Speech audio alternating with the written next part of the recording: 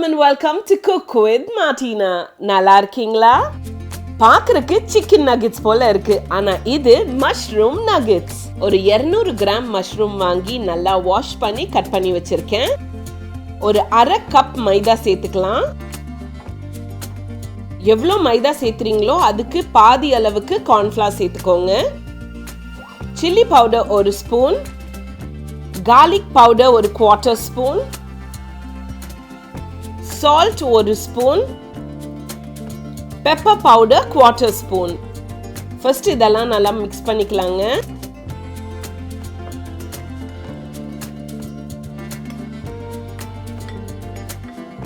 கொஞ்சம் தண்ணி சேர்த்து நல்லா மிக்ஸ் பண்ணிக்கலாம்.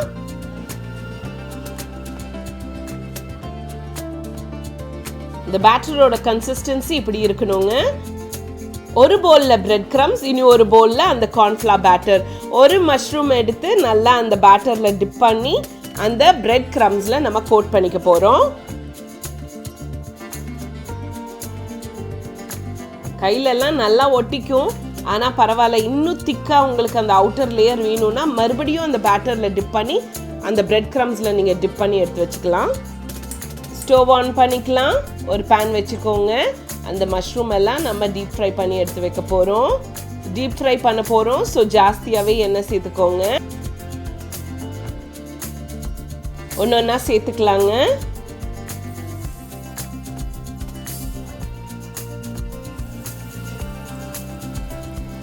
மஷ்ரூம் சாப்பிடாத குழந்தைங்க கூட இந்த மஷ்ரூம் நகெட் செஞ்சு கொடுத்தீங்கன்னா சாப்பிட்ருவாங்க. நான் எப்படி சொல்கிறேன்னு பார்க்குறீங்களா? எக்ஸ்பீரியன்ஸ் தாங்க. நம்ம வீட்டில் ஒரு பொடிசு இருக்குது, அதுவும் இதே தான். மஷ்ரூம் கொடுத்தா வேணானுவான், ஆனால் இது பண்ணி கொடுத்தா நல்லா என்ஜாய் பண்ணி சாப்பிடுவான்.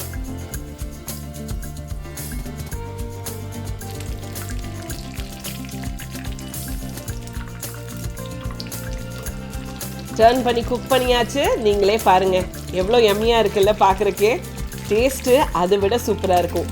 கண்டிப்பாக ட்ரை பண்ணுங்க. இந்த மஷ்ரூம் நகெட்ஸ் கூட கொஞ்சம் மேயோ இல்லாட்டி கெச்சப் வச்சு சாப்பிட்டு பாருங்க, அல்டிமேட்டா இருக்கும். மஷ்ரூம் நகெட்ஸ் ரெடியோ ரெடி.